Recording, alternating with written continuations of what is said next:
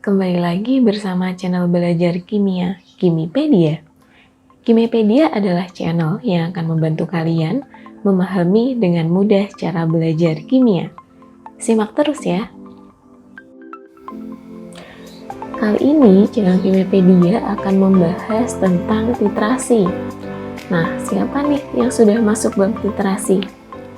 Biasanya titrasi ini ada beberapa yang diajarkan setelah bab asam basa biasa. Tapi ada juga yang mengajarkan titrasi ini setelah hidrolisis atau penyangga.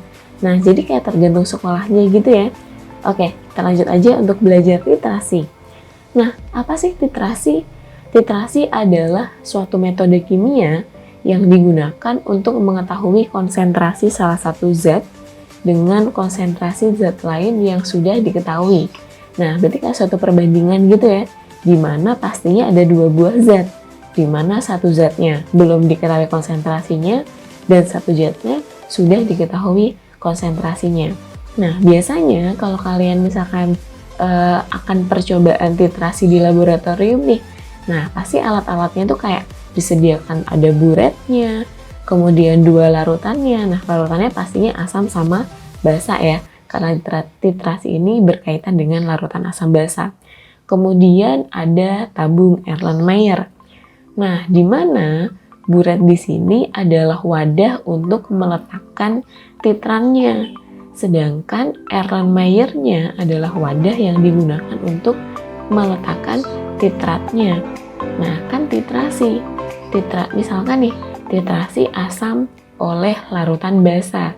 Nah, berarti yang dititrasi asamnya itu berada di Erlenmeyer-nya, sedangkan yang menitrasi atau basanya tadi berada di buretnya, seperti itu ya. Nah, kemudian di sini juga ada yang namanya indikator. Nah, selanjutnya sebelumnya udah belajar ya apa itu indikator. Nah, di sini indikator itu ditambahkan ke suatu zat yang ingin dititrasi. Nah, ketika nanti terjadi suatu perubahan, nah berarti saat itulah konsentrasi suatu yang dititrasi itu akan dihitung. Nah, seperti itu. Nah, ada yang namanya titik titrasi. Apa sih titik titrasi? Titik titrasi menandakan bahwa mol kedua larutan itu sudah sama, ditandai dengan adanya perubahan warna setelah ditambahkan suatu indikator. Nah, jadi kalau ingin mencari suatu konsentrasi suatu zat dari sebuah titrasi, berarti jumlah atau mol keduanya, kedua larutan itu harus sama. Nah, kedua mol sama dilihat dari apa? Dilihat adanya dari perubahan warna. Nah, berarti perubahan warna itu menandakan bahwa itulah titik akhir titrasinya. Artinya molnya sudah sama. Nah, berarti sudah bisa dihitung nih. Nah, ini ya grafik titrasi. Jadi titrasi itu ada 3 macam. Yang pertama, yang paling kiri ya, oke. Nah, itu adalah titrasi asam lemah dengan basa kuat. Nah, jadi kalau misalkan titrasinya asam lemah dengan basa kuat, kalau dibikin sebuah grafik, sumbunya yang pertama itu ada di daerah asam lemah. Makanya, pada grafik yang pertama, sumbu pertama itu ada di pH ketiga. Nah, pH 3 adalah asam lemah ya. Nah, karena dengan basa kuat, berarti akhir titrasinya sumbunya berada di pH 12, di mana pH 12 adalah pH rentang basa kuat ya. Nah, diketahui nih titik ekuivalennya adalah di daerah 9, berarti daerah basa. Nah, berarti di sini kalau ada suatu titrasi yang menandakan titik ekuivalennya berarti berada di pH yang kuat ya. Nah, berarti kan ada asam lemah dan basa kuat nih. Yang kuatnya siapa? Yang basanya. Pasti titik ekuivalennya di daerah basa. Kemudian grafik yang kedua, titrasi asam kuat dengan basa kuat. Nah, asam kuat berarti di daerah rentang 1 ya, sumbunya pertama ada di pH asam yaitu 1, kemudian berakhir di sumbu 12 pH-nya, menandakan bahwa itu adalah basa kuat. Nah, Karena asam kuat dengan basa kuat berarti pH-nya netral nih. Maka titik ekuivalennya ada di pH 7. Kemudian grafik yang ketiga itu adalah titrasi asam kuat dengan basa lemah. Di mana sumbu pertama ada di pH 1 yang menandakan yang dititrasi adalah asam kuat. Kemudian berakhir di sumbu 12. Nah, berarti 12 pH-nya basa lemah ya di sini. Oke, berarti diibaratkan aja di situ berarti basa lemah ya. Nah, harusnya kalau pH basa lemah tuh daerah-daerah 10-11 seperti itu. Nah, kayak nggak apa-apa karena grafiknya seperti ini. Nah, berarti di sini nanti karena asam kuat dan basa lemah yang menang adalah yang kuat, berarti pH-nya titik ekuivalennya berada di pH asam. Makanya di sini titik ekuivalennya ada di pH 5. Nah, itu ya 3 grafik titrasi. Ada asam lemah dengan basa kuat, asam kuat dengan basa kuat, dan asam kuat dengan basa lemah. Kemudian, nah ini nih rumus titrasi itu apa? Nah, karena tadi membandingkan dua zat apa sih? Zat asam dengan zat basa, sehingga kita dapatkan pada titik ekuivalennya mol asam harus sama dengan mol basa. Artinya mol mereka sama. Nah, kita sudah punya rumus ya. Mol itu apa? Karena di dalam sebuah larutan pastinya kita butuh konsentrasi dan volume. Sehingga rumusnya adalah molaritas kali volume kali valensi asam sama dengan molaritas kali volume dikali valensi basa. Nah, A di sini adalah valensi asam, yaitu jumlah atom H, banyaknya atom H. Kemudian kalau B itu adalah valensi basa, yaitu jumlah atom OH-. Nah, di sini M kali V itu kan sama dengan mol.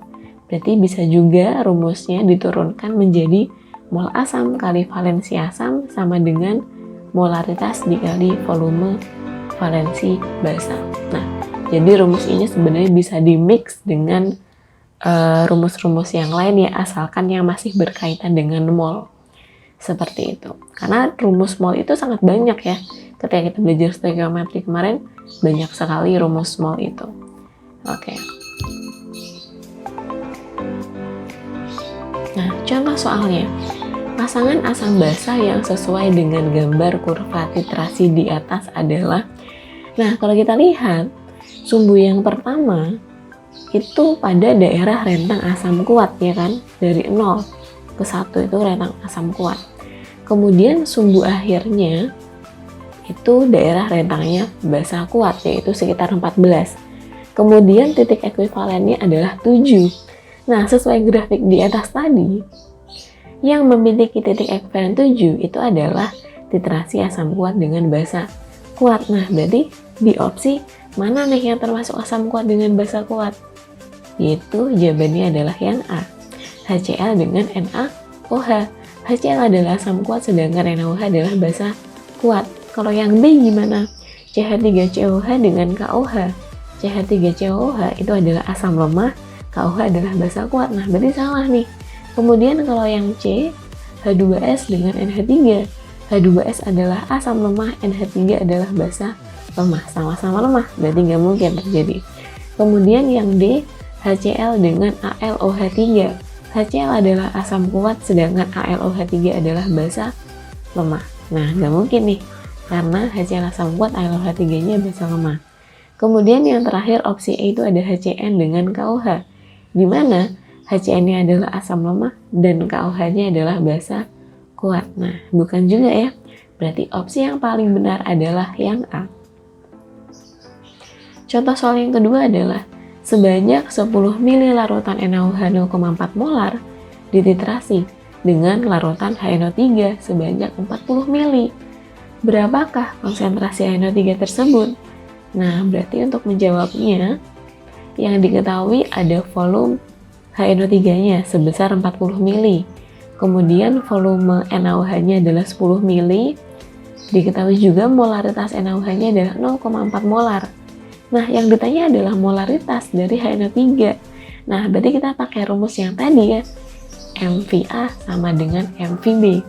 Nah, molaritas asamnya masih dicari. Volume asamnya 40, valensi asamnya adalah 1. Kenapa? Karena HNO3 punya atom H sebanyak 1. Sama dengan MVB, molaritas basanya adalah 0,4 molar, volume basanya adalah 10 mili, dan valensi basanya adalah 1. Jumlah OH- dalam NaOH adalah 1.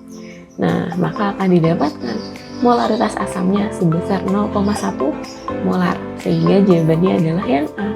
Nah, sangat mudah sekali ya untuk menentukan suatu konsentrasi dari suatu titrasi. Jadi kayak tinggal dimasukin doang nih ke rumusnya. Nah, tinggal dicari. Seperti itu. Nah, gimana nih setelah menonton videonya? Semoga semakin paham ya. Jangan lupa untuk mendukung channel Kimepedia agar terus berkembang dengan cara like, komen, dan subscribe. Jika bermanfaat, jangan lupa share ke teman-teman kalian ya. Sampai jumpa di video selanjutnya.